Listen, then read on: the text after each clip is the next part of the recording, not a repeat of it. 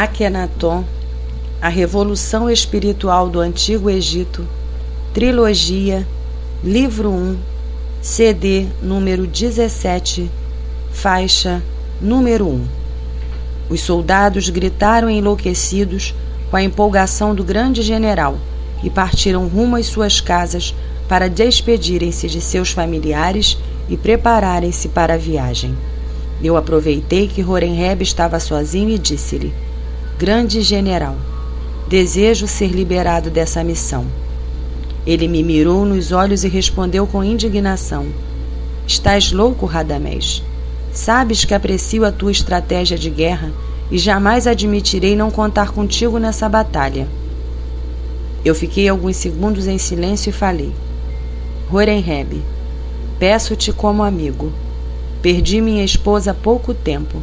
Não encontro forças para lutar. Eu serei mais um estorvo do que uma peça importante no esquema militar. Ele sacudiu a cabeça de forma negativa e contestou: Radamés, lembra-te da guerra que te ergueu ao cargo que possuis. Saíste daqui triste e desesperançoso. Homem, a guerra renova as nossas forças. Inclusive eu estava com saudade de uma batalha contra os malditos hititas. Eu te garanto que retornarás renovado. Eu sorri, sem nenhuma convicção, e disse-lhe resignado: Está bem. Irei despedir-me de Quermosa e preparar a minha bagagem. Amanhã pela manhã estarei aqui, junto aos outros oficiais e aos soldados. Girei sobre os calcanhares e, quando já ia trespassando a soleira da porta, Horemheb chamou-me novamente. Eu me virei e ele fez um sinal para que eu aguardasse. O general agachou-se e abriu um pequeno fundo falso na parede que fazia às vezes de cofre e retirou uma série de papiros. Ele ergueu-se e jogou-os sobre a mesa, bem ao seu estilo ríspido. Eu olhei sem entender e ele falou de forma afável: Radamés, és um bom homem. Alguém em que eu confio, apesar de teu passado nebuloso. Sempre me foste fiel e salvaste a minha vida em uma batalha delicada. Não posso permitir que vivas sem saber o que desencadeou a morte de tua esposa e de teu sogro. Vendo a minha ansiedade, ele empurrou em minha direção os papiros.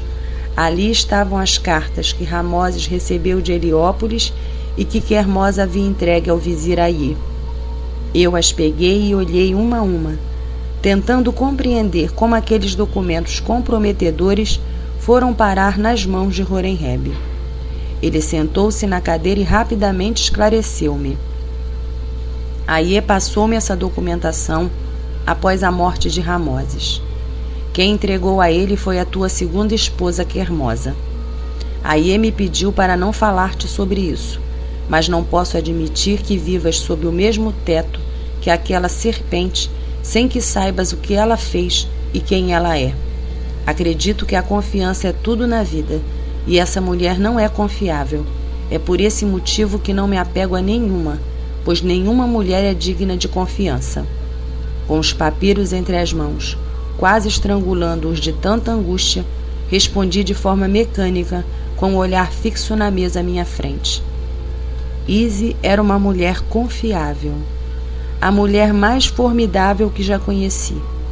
Não sei como fui tão monstruoso, ao ponto de colocar outra mulher em minha casa, tendo a maior entre todas a me amar.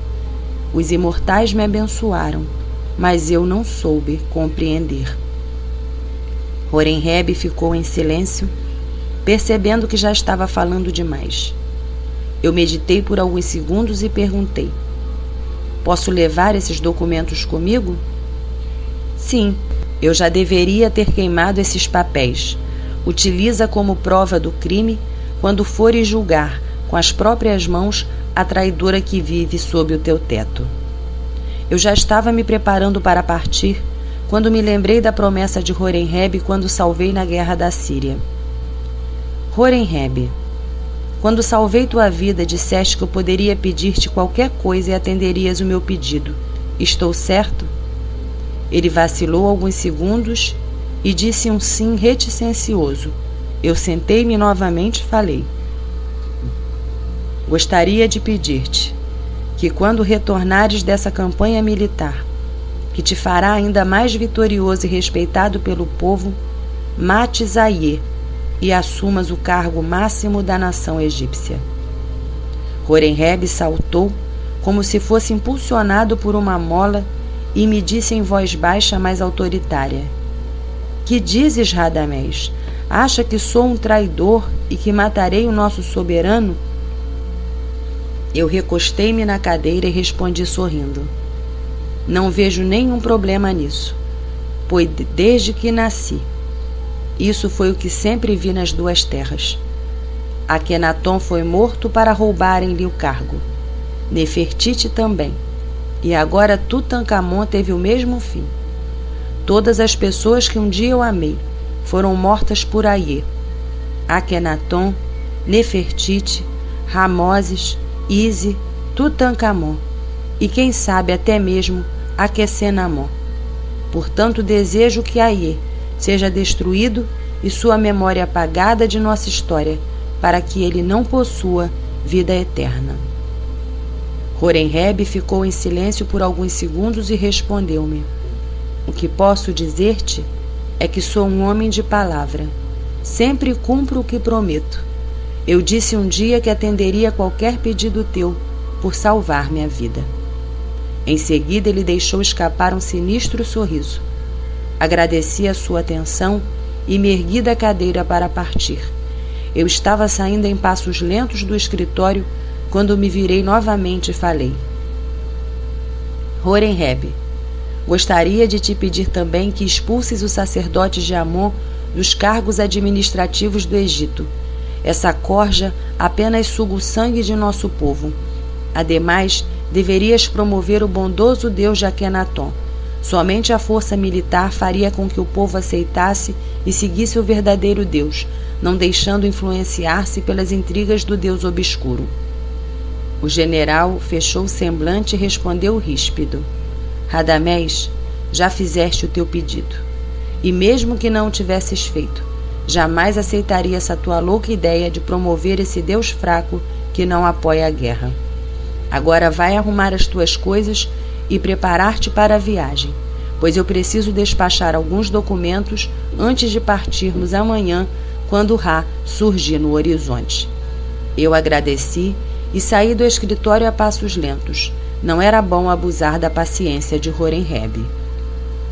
Caminhei por algumas horas pelas ruas, tentando esfriar a cabeça que parecia que ia estourar a qualquer instante. A única coisa que passava em minha mente era uma forma de poder retroceder no tempo e corrigir o ato absurdo de Quermosa, mas isso era impossível. Faixa número 2.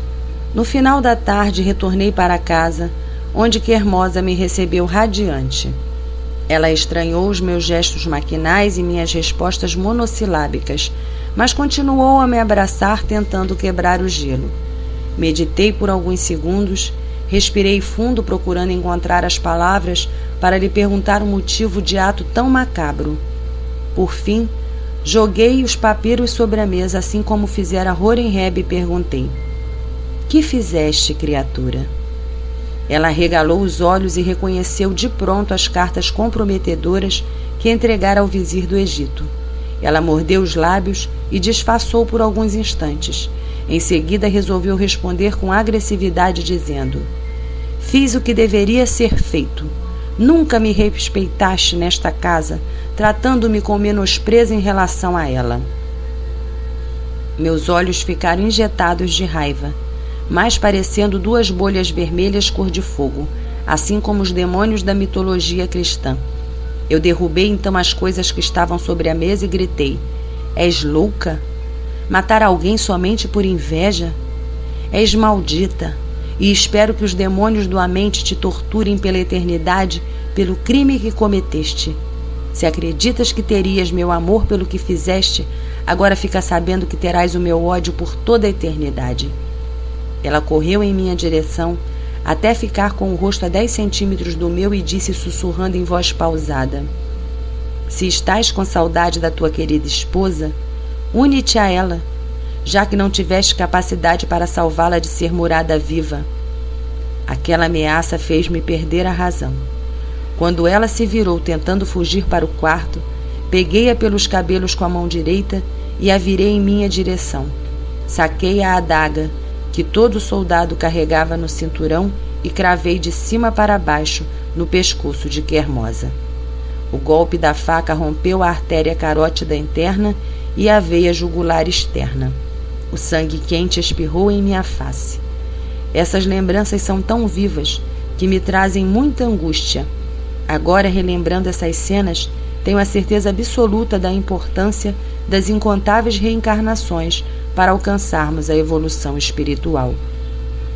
Graças a Deus, os séculos seguintes nos permitiram diversas encarnações juntos, em que eu e Quermosa resgatamos os nossos erros e desavenças. Hoje, seguindo o caminho do amor ensinado por Jesus, somos bons amigos e trabalhamos para espargir amor e não buscamos mais atender tão somente aos nossos impulsos e caprichos. O corpo de Quermosa então amoleceu-se, e o seu rosto e os lábios ficaram rapidamente pálidos. Os seus olhos indagavam-me o porquê de tanta violência. Sem poder falar por causa do dano ocorrido na região da laringe, ela apenas endereçou-me um significativo olhar, que se desfez em segundos, pois as suas vistas perderam o brilho. Mas eu ainda pude ler seus pensamentos que diziam: só fiz isso porque te amo. Lentamente, fui soltando o corpo sem vida que ainda estava entre os meus braços. Rapidamente fez-se uma poça de sangue no centro da sala, enquanto eu subia mecanicamente para o terraço. Lá, sentei-me em uma poltrona e fiquei apreciando o sol descendo em direção ao horizonte. Atom, o deus de nossas crenças, partia mais uma vez para o mundo obscuro, permitindo que as trevas dominassem nossas vidas, assim como acontecia comigo naquele instante. Eu então levantei-me e caminhei até as colinas nos arredores de Tebas. Subi até o alto de uma delas e fiquei apreciando o movimento incessante das águas do Nilo. Preso em meus pensamentos amargurados, caminhei 2 passos em direção à beira do pequeno penhasco. Estaquei o passo e fiquei balançando como se estivesse desejando o ingresso para a terra do poente pela porta dos fundos.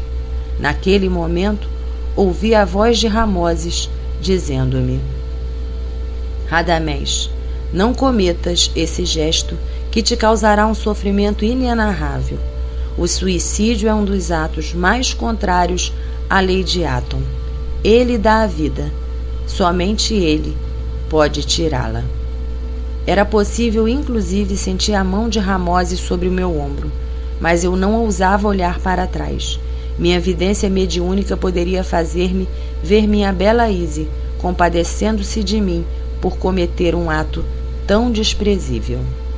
Faixa número 3. Novamente balancei-me e novamente ouvi a voz de Ramoses. Essa atitude não nos aproximará. Pelo contrário, ficaremos um tempo ainda mais longo separados. Abandonar a vida antes do prazo determinado pelo Pai somente atrasará a tua caminhada, Radamés. Resiste, por Deus, resiste. Eu me balancei um pouco mais e ouvi a bela e serena voz de Izzy. Não faças isso, meu amor. Não faças. Eu te amo e não quero te ver sofrer. Eu apenas disse: preciso descansar. Há muita dor em meu coração. Não terás descanso depois deste ato. Podes ter certeza, mesmo com todo o apoio e aconselhamento daqueles que mais amei na vida, embalei o meu corpo definitivamente em direção ao penhasco. Em meio à queda, bati com o joelho direito em uma rocha antes de submergir nas águas do Nilo. Ao debater-me nas corredeiras do rio sagrado, pude ver Izzy e Ramoses abraçados entre lágrimas no pico da colina. Mas já aí era tarde. Ali eu começaria a colher o inferno que tinha semeado para mim mesmo. Apesar de já ter engolido muita água e a dor lancinante que sentia no joelho, parecia que a vida não se extinguia.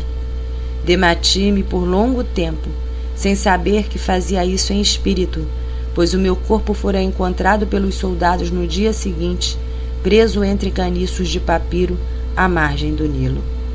Ali terminava um período único no contexto religioso e filosófico do Antigo Egito.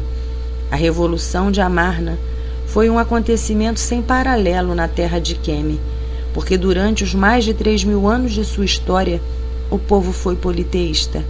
Acreditava nos inúmeros deuses que estabeleceram os fundamentos de sua cultura e não teve grandeza para acompanhar o progresso traçado pelos planos superiores.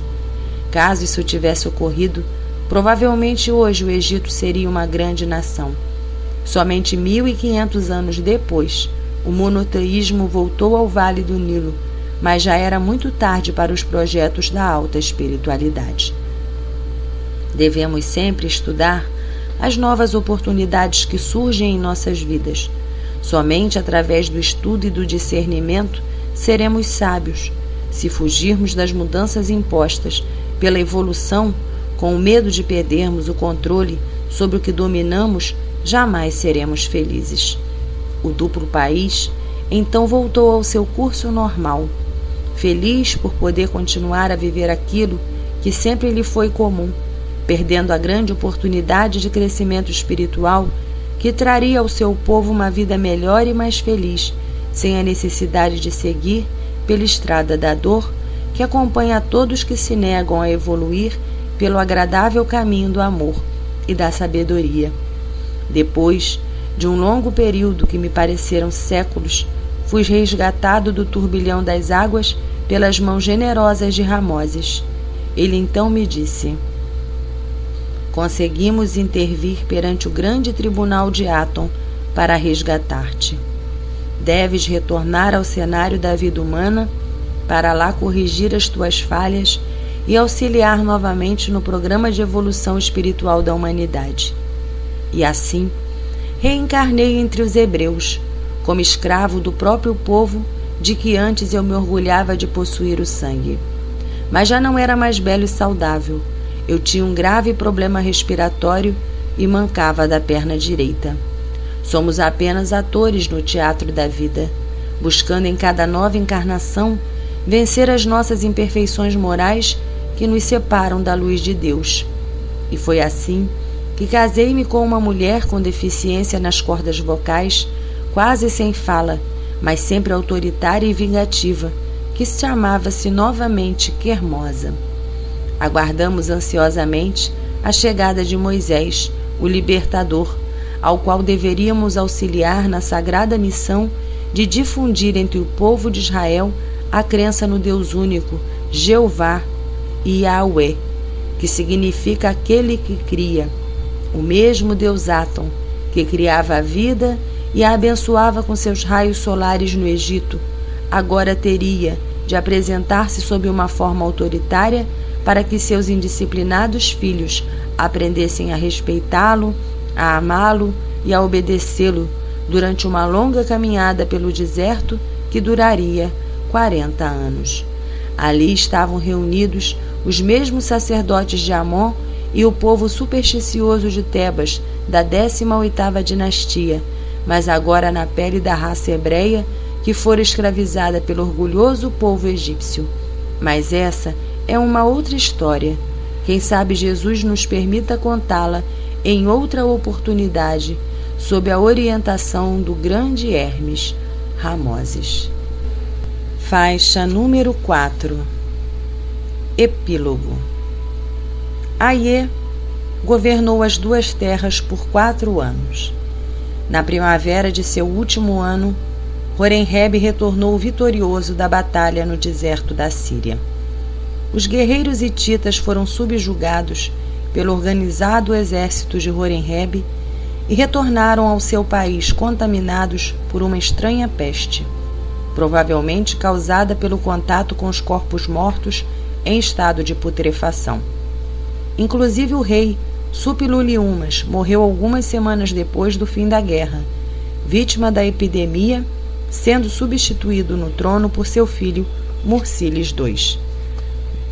Os hititas, então, entraram em processo de franca decadência por várias décadas.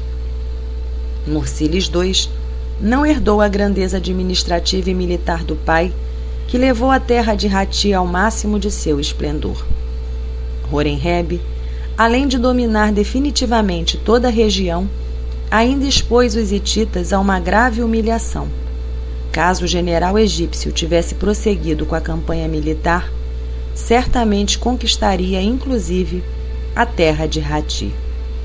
Ao retornar ao duplo país, o grande general egípcio foi aclamado pelo povo por seus grandes feitos. Durante a volta, impulsionado pelos ventos fortes do norte rumo ao Alto Egito, o exército foi festejado em cada porto da terra de Queme. Ao chegar em Tebas, ovacionado pelo povo, Horemheb tratou de cumprir a sua promessa. Algumas semanas depois de o general atracar no porto, o esquife contendo o corpo do maquiavélico faraó Aie foi conduzido à sua morada eterna, vítima de uma inexplicável morte. A velha raposa foi sepultada na tumba que o jovem Tutankhamon construía para si quando lhe roubaram abruptamente o direito à vida. Aie passou longos anos nas salas subterrâneas do Amente, expiando os seus crimes. Apesar dele ter sido considerado de voz verdadeira em seu funeral e ter partido para o Ocidente com todas as honras de um faraó, sabemos que a lei de Deus é única e incorruptível. No salão da dupla verdade, o plano espiritual, diante dos 42 juízes do Amente, ele teve de confessar seus atos macabros que destruíram o sonho de um mundo melhor. As décadas seguintes para Aie foram de um longo sofrimento e purgação de seus nefastos crimes. Após a morte do velho faraó, Horemheb fechou as portas do templo da deusa Sekhmet, que era aberto somente nos períodos de guerra, e, desprezando a dinastia real, cingiu a dupla coroa, mesmo sem possuir sangue nobre. Ele não precisava casar-se com alguém da família real, pois sua fama e força militar dispensava-o de dar satisfações a quem quer que fosse em todo o império. Ele apenas assumiu o poder, que depois de tantas vitórias obtidas e prestígio junto ao povo, era seu de direito. O Egito, terra da pompa e da vaidade, aplaudiu então com empolgação a subida ao trono de um camponês da cidade setentrional de Hieracómpolis, terra do inexpressível deus Hassafés. Horemheb governou a terra de Queme como faraó por 27 anos, nos quais restabeleceu definitivamente o poder total do Egito por todo o mundo conhecido. Logo no primeiro ano de seu governo, ele demitiu todos os sacerdotes de Amon que administravam as nomarcas regionais e nomeou militares de sua total confiança para esses cargos. Em pouco tempo, pôs fim à corrupção e assumiu com pulso de ferro o controle administrativo do Egito. E para desgosto dos sacerdotes de Amon e da nobreza de Tebas, passou a governar a partir de Mênfis, a capital do Baixo Egito. De lá, nomeou 2 generais, um para controlar o sul e outro o norte. Foram criados tribunais em todas as grandes cidades, sendo que os juízes prestavam contas diretamente ao faraó. Faixa número 5. Com o passar dos anos, ele desmantelou os palácios de Akhetaton para utilizar os tijolos em suas construções e destruiu também os templos de Aton em Karnak, onde realizou inúmeras obras. Para condenar ao total esquecimento o período que considerava de atraso e indigno ao glorioso povo egípcio, Horemheb começou a contar o seu reinado a partir do ano 30 de Amenófis III, condenando ao esquecimento os faraós Akhenaton, Smenkhkher, Tutankhamon e Aie, para que eles não tivessem direito à vida eterna. À medida que consolidava o seu reinado, passou a apagar os nomes desses faraós dos templos e dos monumentos e a se apropriar das construções dos faraós proscritos. Quando Horemheb partiu para a terra do Poente, já estava muito idoso e sem filhos, mas ele havia se precavido, Antes de morrer, deixou bem claro a todos que o novo faraó seria o seu vizir e principal general dos exércitos, que chamava-se Ramsés. Este faraó foi o primeiro da 19ª dinastia, que ficou conhecida como a dinastia dos Ramessidas. Ramsés foi um faraó inexpressivo. Ele viveu pouco menos de 2 anos, pois era idoso como Horemheb. Seu filho e sucessor Seti I era jovem e governou por 15 prósperos anos. Preocupado com as constantes intervenções dos nobres e sacerdotes de Tebas, fez o país seguir um novo rumo, distanciando-se da poderosa cidade e de seu deus Amon. Para isso, construiu um grande templo em Abidos, terra natal do deus Osíris. Esse santuário possuía uma capela para Osíris e outras para Ísis, Horus, Ra, Pitá e Amon. Ele construiu também uma capela para si próprio. O filho de Sete, que herdou o trono, era um rapaz ambicioso, que chamava-se Ramsés como o avô. Ele se tornou o faraó mais famoso da história e ficou conhecido como Ramsés o Grande pelos seus feitos.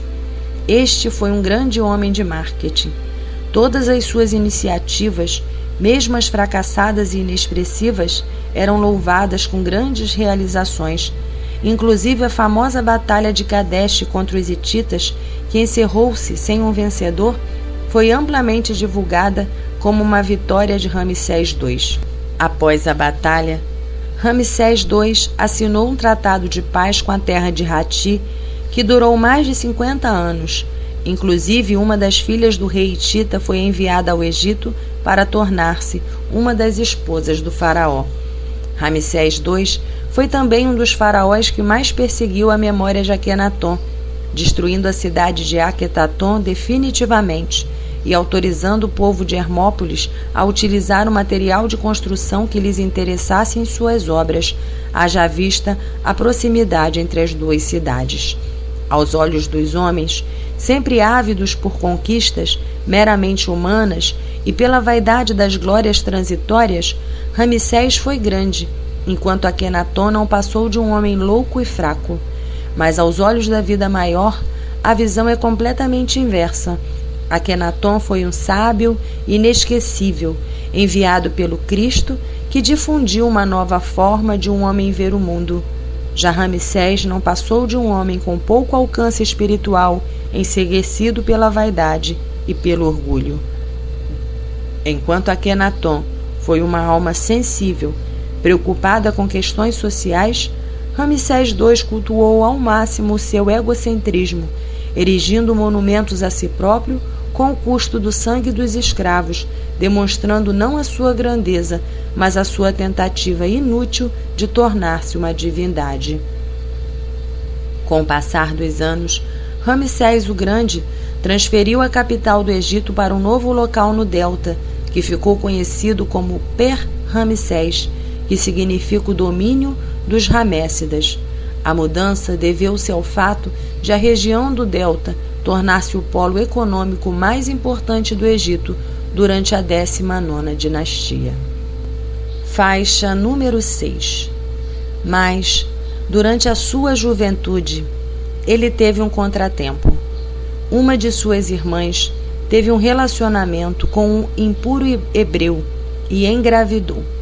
Para não despertar suspeitas de tal humilhação dentro da família real, o pobre homem foi morto e ela obrigada a se exilar em Tanis, no delta do Nilo, onde deu à luz a criança. Algumas semanas depois, a sociedade da época foi informada que a princesa havia encontrado uma criança nas margens do Nilo, em uma cesta de vime. A criança recebeu o nome de Moisés, que significa o que veio das águas. Esse predestinado menino viveu no palácio do grande Ramsés II, na intimidade da família real. Ele, como todos os príncipes, estudou em Heliópolis com os grandes sacerdotes de Ra. Lá, aprendeu a filosofia do Deus Criador de todas as coisas e os profundos ensinamentos dos sábios de Ra, libertos das superstições populares.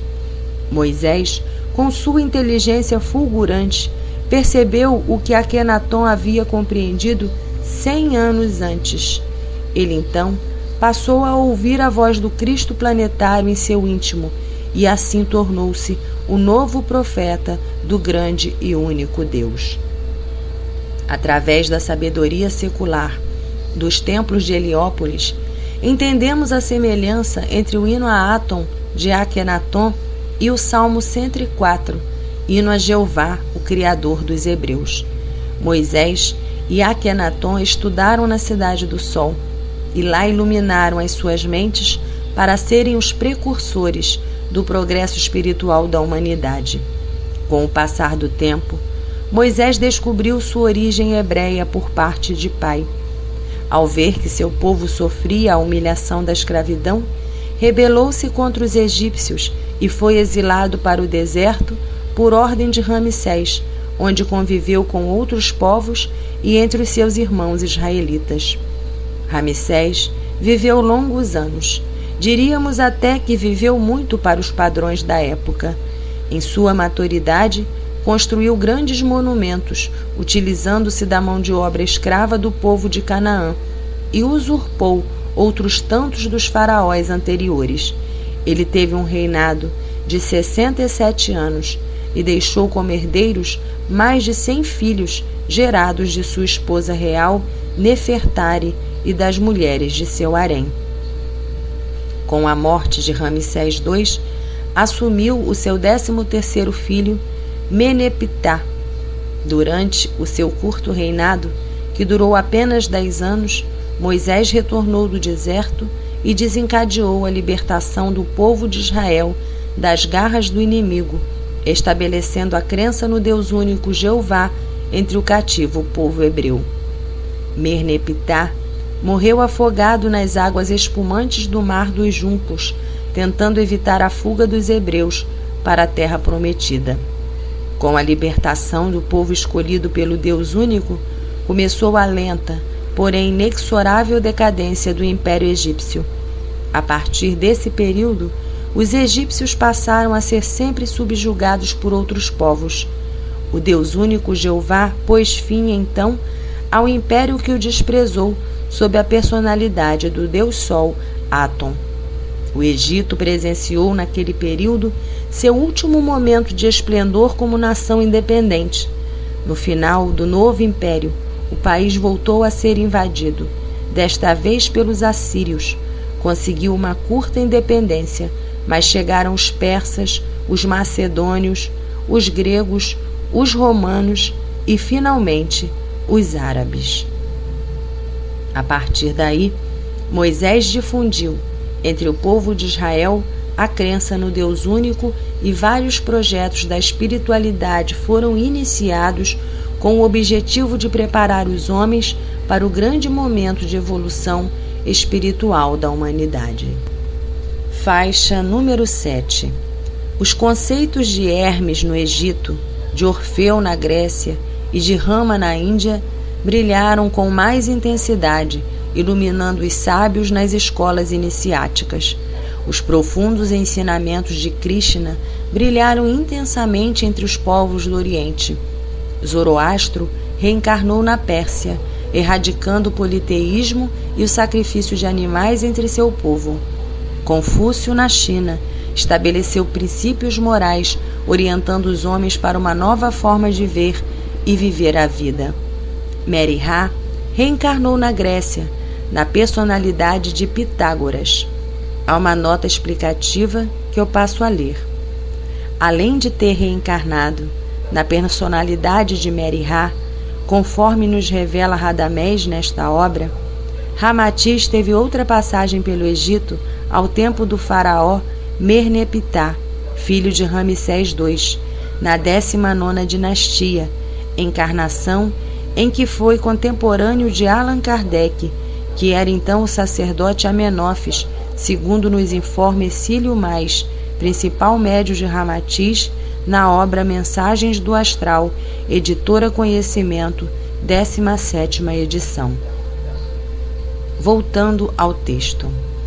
Para iluminar o berço da filosofia mundial, após o seu fantástico trabalho como primeiro profeta do deus Atom. E assim, a luz seguiu propagando-se pelo mundo, com a quase dinástica sequência de sábios gregos, Sócrates, Platão e Aristóteles, que trouxeram à humanidade um legado de ensinamentos morais e de esclarecimentos espirituais que revolucionaram a época e que seriam fundamentados pelo grande espírito durante a sua gloriosa missão. Buda surgiu na Índia, trazendo aos homens a doutrina da fraternidade, do respeito mútuo e do desprendimento das riquezas materiais. Quando, por fim, 1.200 anos depois do profeta Moisés legar à posteridade os 10 mandamentos básicos da evolução espiritual, nasceu em um projeto único na história de nossa humanidade o grande Espírito Jesus de Nazaré. Mas o maior intérprete do Cristo, Jesus, ao descer ao primário plano físico, encontrou o povo escolhido para ser o pioneiro da nova redenção, perdido em seus preconceitos e subjugado pelos politeístas romanos que acreditavam em deuses com nomes diferentes dos egípcios, mas que seguiam os mesmos objetivos de glorificar a vaidade humana e a subjugação dos povos mais fracos. Os espíritos reencarnam em novos corpos, em novos povos, mas mantêm os mesmos caprichos e lutam contra a evolução que deveria ser o objetivo maior de suas vidas. Os mesmos rebeldes de Capela, encarnados no Egito ou na gloriosa Roma, cultivavam as mesmas crenças de Osíris para Júpiter, de Ísis para Minerva, de Amon para Apolo. E assim, a mensagem sublime do governador espiritual da terra, como ocorrera com a crença no Deus Supremo, somente vingou entre os deserdados e escravizados, pois os orgulhosos romanos não a compreenderam. Faixa número 8. Foram necessárias décadas de sofrimento nos circos romanos, onde os fiéis cristãos eram sacrificados às feras para que o politeísmo fosse finalmente banido do principal império da época. Os romanos, ao verem a bravura dos mártires que suportavam a dor com esperança e fé, se impressionavam com a força moral dos cristãos ante os martírios mais cruéis, que não lhes arrancavam o menor gemido. Esse comportamento era um desafio às massas pagãs. A cada dia, os sacrifícios tornaram-se mais sádicos para tentar envergar a determinação dos cristãos, mas isso não surtia efeito, impressionando aqueles que assistiam aos espetáculos macabros. Aos poucos, os pagãos foram mudando de opinião a respeito dos cristãos. A resistência ao sofrimento era considerada como reflexo do poder de Deus. Diante de exemplos de tanta fé e de tanta força interior, muitos pagãos se converteram à crença no Deus único. Até que no ano de 313 d.C., o imperador Constantino publicou o Edito de Milão, legalizando o cristianismo. Mas foi somente em 391 d.C. que o paganismo foi definitivamente abolido através das mãos do imperador Teodósio. Nesse momento, o cristianismo tornou-se a religião oficial do Império Romano. Mas, com o passar dos séculos, durante a Igreja medieval, os deuses das crenças antigas foram pouco a pouco ressuscitados através dos santos que hoje fazem as vezes de deuses menores. Suas imagens são carregadas pelo povo nas ruas ou em procissões fluviais, assim como era feito com Deus Amon dos egípcios no passado. Até mesmo os mandamentos divinos recebidos por Moisés para evitar a crença pagã foram alterados para dar abertura ao politeísmo moderno. As tábuas sagradas da lei recebidas por Moisés e que lhe foram ditadas pelo Cristo e não diretamente por Deus, dizia: Eu sou o Senhor teu Deus, que te tirei da terra do Egito, da casa da servidão. Não terás outros deuses diante de mim, e não farás para ti imagem esculpida, nem figura alguma do que há em cima no céu, nem embaixo na terra, nem nas águas debaixo da terra. Não te encurvarás diante delas, nem as servirás, porque eu, o Senhor teu Deus, sou Deus zeloso, que visito a iniquidade dos pais nos filhos até a 3ª e 4ª geração daqueles que me odeiam, e uso a misericórdia com milhares dos que me amam e guardam os meus mandamentos. As palavras severas de Moisés foram alteradas para atender ao culto à imagem que hoje conhecemos. O mandamento passou a ser então simplesmente não tomar o santo nome de Deus em vão. Assim, os milenares politeístas tiveram a liberdade para cultuar o seu panteão de deuses, hoje na forma de santos, sem preocupar-se com a severa repreensão que custou tantas vidas no passado. Durante os dias em que Moisés meditou no Monte Sinai para receber os 10 mandamentos, o povo indisciplinado cultuava o bezerro de ouro, demonstrando claramente que em existência passada tinham sido os mesmos que idolatraram o deus de ouro Amon, e que na atualidade ainda insistem na idolatria a imagens.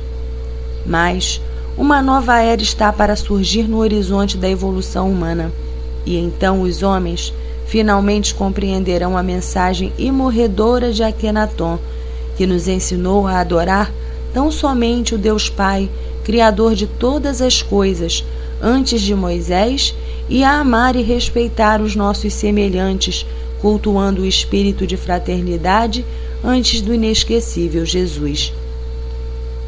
Agora, Akenaton aguarda, junto aos espíritos responsáveis pela evolução de nosso planeta, que sua mensagem seja finalmente compreendida e aceita pelos eleitos do Cristo, os bem-aventurados que herdarão a terra na nova era que já surge no horizonte, assim como o Deus Áton, o disco solar, que nasce diariamente, abençoando a vida desde que o mundo foi criado. Fim. Estimado usuário, a coordenação da audioteca solicita que sejam observadas as seguintes instruções. Se houver falhas na gravação, procurar diretamente a coordenação, especificando em que CD e faixa elas se encontram. Devolva a obra na data programada ou peça uma prorrogação e confira se o número de CDs está correto. Preserve o serviço que existe para atendê-lo em sua necessidade. Muito grata.